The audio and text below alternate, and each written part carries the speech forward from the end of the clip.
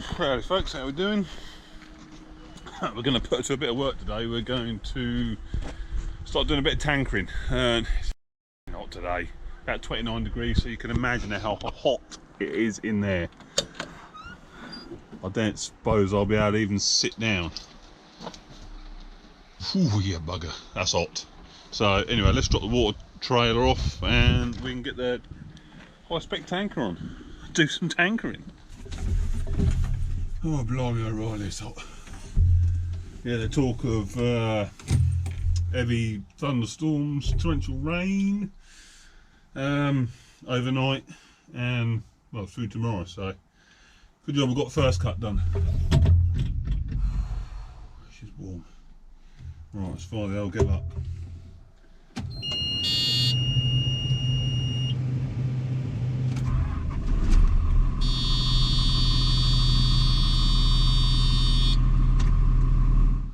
Right, so I've got the usual old 3000 series fast track problem of PTO's too long. I forgot when I used to run these, yeah, whenever we picked up a new a muck spreader on hire or anything like that, PTO was always too long because the basically on these the hook and the PTO are in line, whereas on sort of every other conventional tractor the hook's further back. Like on the new 4000 series fast tracks, they've done it so that they fit in with all the other tractors, but on these old girls you have to cut the PTO down, so that's what we're doing now. Right, so what we've done, instead of cutting that one down because obviously that's perfect for the T7s, we've got an old spare PTO shaft which is off an old tanker, so I've got about 6 to 8 inches of overlap, so that's plenty to run a back pump. No wide angle on it, but there's no wide angle PTO on the other one, so you just knock it off when you're turning. Yeah, so we were just checking the blooming clearance on the arms and that, and as you can see I'm fully locked over because down there you'll see we're touching on the pick up each arm, so on the drop arm there, so that's as tight as she'll go and we're not touching the old PTO, so jobs are good, and I've got them in float anyway, so they will come up a bit, so jobs are good. And I've just got this bit of plastic here, and that just helps spread the arms out and just keeps them further away from that PTO, because if you're going to do a PTO it's normally on a back tanker, so she's ready for a bit of work tomorrow. She's looking good, especially when I get these wheels sorted out. Right, it wetted a bit overnight and it's wetting a bit now, as they said, so it's still a muggy old day, but not as bad as it was yesterday. That was bad, but yeah, hence why I'm wearing a coat. Yeah, so we'll see if we can cut a bit of slurry today. Go on.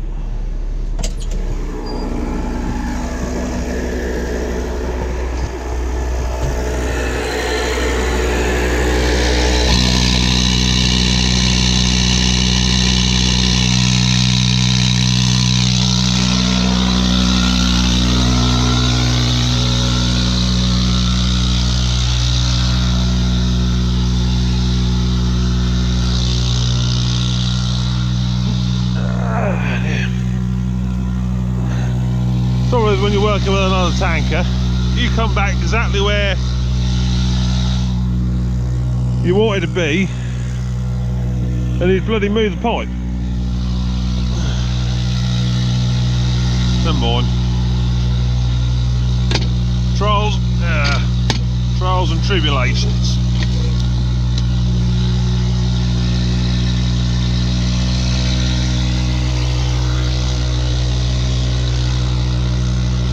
Open her up.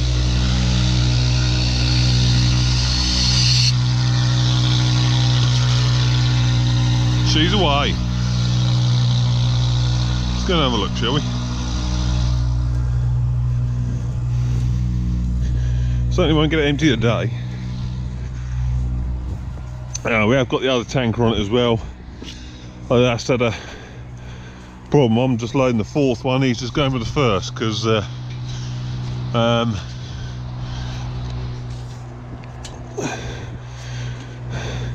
ram that operates the valve, discharge valve, the bolt or the pin had broke, so operating the ram and the valve weren't doing anything. But I've took that down a bit, haven't I? So that's, I've done 3 loads, this is the 4th, and the other ones took a load, so a few more to go though, a few more to go.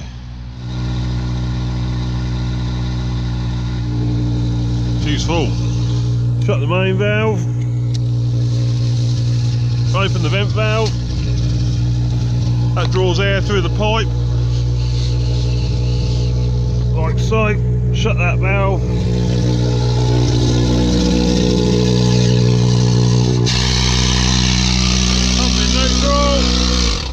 Turn her off. Yeah, you open the vent valve, that allows air to draw through and you don't end up with a full pipe. It's a lot easier.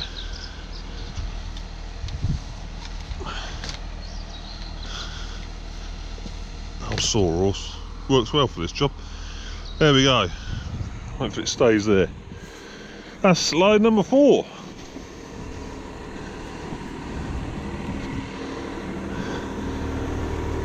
Put her into pump.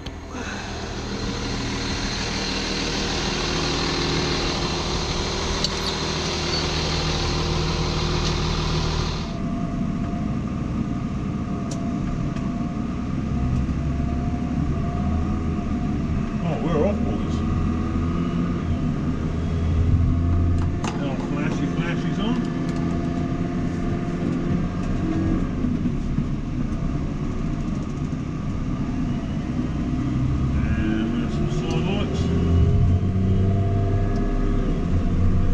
Old days this is.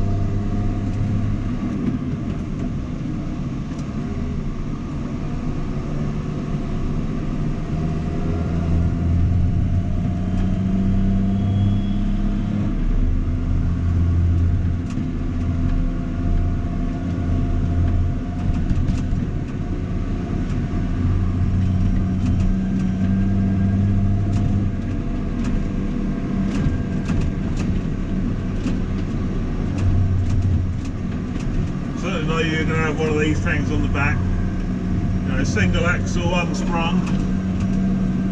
They do bounce a bit odd.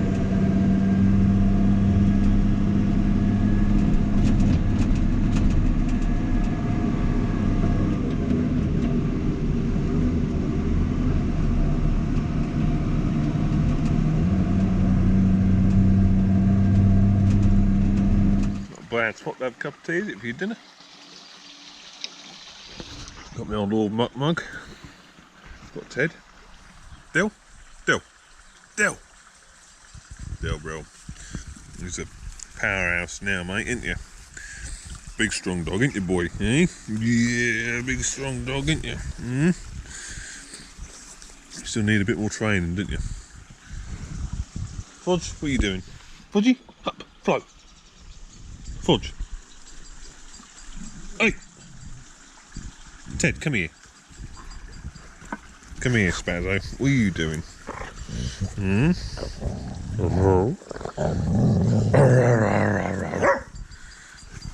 What do you want down?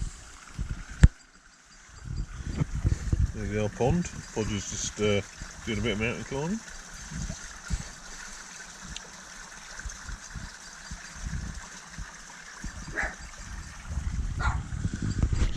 Nice and peaceful.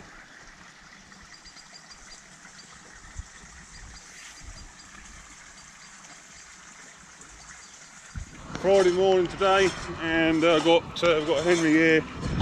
He's going to pump out the main tank for us, because we've got a field out the back that hasn't had any slurry put in it for ages, and we thought we might as well get Henry to pump it rather than us tanker it. So I'm just helping the boys lay the pipe out at the minute. What's that? 724, and of course the old Johnny. But it's getting raining. It's going to do all day as well. Now, the joys of being a farmer. Oh, I'm just walking that. Walking the pipe for the boys. Just for jobs like this, taking kinks out. Taking the kinks out obviously improves flow because it's a liquid will flow better around a smooth curve than it will a kink. And the fact there, where's my repair kit? This is my repair kit. This is, you get a hole, cut a bit of string, tie some knots in it, use a screwdriver to push it in the hole. Invariably, it'll cure the leak. Yeah, so what was I saying? Oh, I don't know now.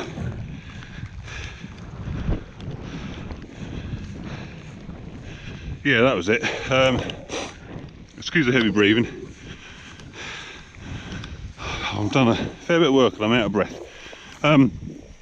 Yeah, we've got 7 pipes out. 200 meters per pipe. So we're about 1.4k, ain't we? 1400 meters, 1.4 kilometers there pumping. And like I say, they'll empty our smaller main reception tank, saves us having to do it, and they don't create any mess. Like, if we were going to tanker this up here, granted we probably won't be doing it today. We was going to tanker the other tank today, but it's going to be too wet to do that. We'll be making a mess.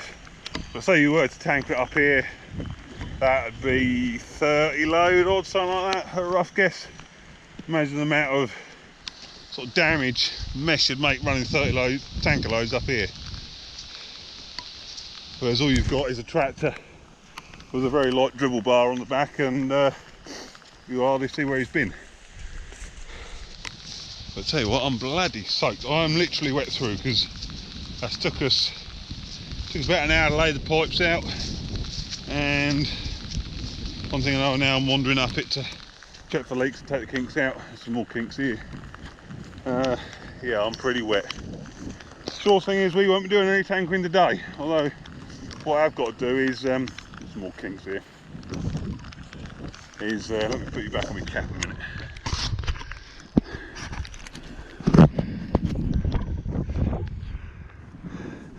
Yeah, what I've got to do today is open the back of my tanker up. I didn't get it on video last night, but what it was, when I did the drainage job, sucking the drains out a couple of months ago, whenever it was, obviously we sucked a load of silty gravel on, which is inevitable. But anyway, that's preventing that silt's coming through and preventing the back valve from shutting. So the last load yesterday, instead of going down the road, that had to go on that anchor field, that last field. I bailed in the silage video purely because let me just do this way. I didn't have to go up the road for that, and if I'd have gone down the A1, I'd have ended up boo everywhere. So yeah, gonna have the back of that open and clean it out, so that's good to go for next week now. I don't think we'll do much over the weekend. What is it? It's supposed to be crap next week, I think. Unsettled for the foreseeable future. Oh, that's about right. Yeah, so anyway, I'm going to keep wandering up this pipe and probably cut to open the back of the tanker up. Even with all this rain today, it's tipping it down out there. I've had to nip home and get changed because I was literally wet through.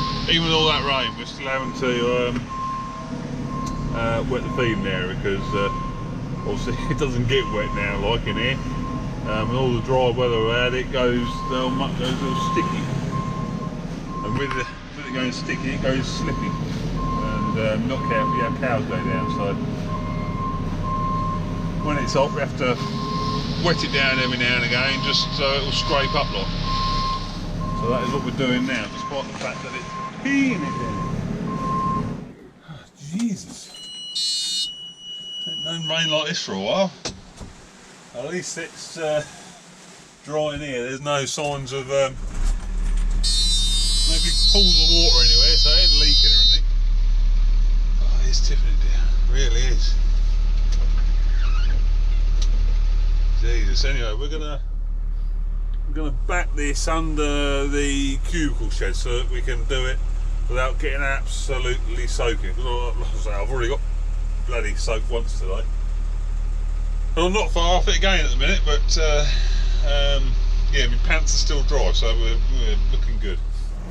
Right, see, there you go. I've got a nice bit of silt right by the back door, and there's a fair bit in the bottom, you know, right on the bottom. About a middle of the tanker. It's to be expected, to be honest, when you're doing drains. And then as you empty, you get some stones come out like that and all that, and then that'll just, as it's finished, it'll just settle in the where the valve sits there, and I might allow the valve to shut. So I've got my tools, so I should be able to scrape most of it from the back here, like with luck. But that square bit in the middle of the picture there is a baffle, just, and probably another couple of them in there. That stops the half loads sloshing about all over the shop. There you go, that's what inside the tanker looks like. Oh, I've got my long extending rag, is getting me 3/4 of the way up there.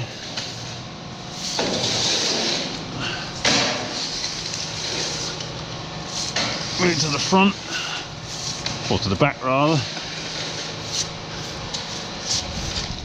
Then I can get it out with the scooper. Whew. If you ever plan on entering something like this, just think about what you're doing before you do it. I always want to make sure they're well ventilated.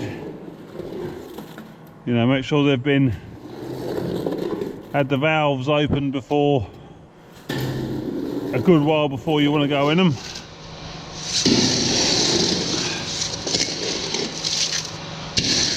Ideally, you want a gas detector.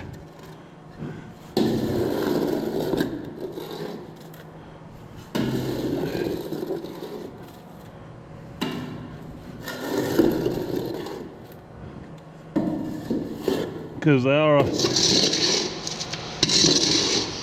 dangerous thing to go in, especially when if you consider what we're doing, we're disturbing a load of silt, a load of crap on the bottom, and when you do that, you release gas, and some of that gas isn't very nice. And I mean, the other thing you can do is forced air ventilation, i.e. put a hose going in, blasting fresh air in, so you're venting the tank with fresh air. These tanks not quite as good. I mean, I suppose they're typical of standard farm back tanks. You've got a small rear door, and you've got no door at the front. There's nothing at the front. I mean, all I've got is a valve there, which I'll be able to stick some water in to flush the silt to the front, but there's no top hatch at the front or anything like that, which just, you know, helps ventilate it. So for whatever you do, don't just open one of these tanks up and go crawling inside and then go mucking about in there, because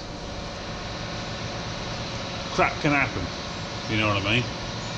Crap can happen. I've been around these sort of tanks for about 15 years, and I've been on all the training courses and everything, so I've got a fairish idea what I'm doing and what the risks are. So, but yeah, anyway, we're getting on quite well. I've just got to get that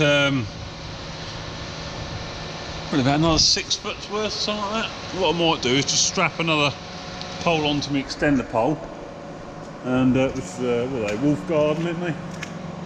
These are blooming good, these are. Yeah, Wolf Garden, and you know, extends to 3 metres. Interchangeable heads, got a rake on it at the minute, and that's got most of it. You know, flush with a hose and that. I'll get that. It's just that bit at the end, so we'll see if we can get that out. Behold my creation, 6 metre long rake. To get to the other end.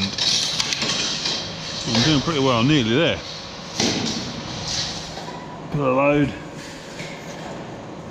to the back, get rid of that, and then put another load to the back, get rid of that. Reckon another couple of wheelbarrows, and I'll be there.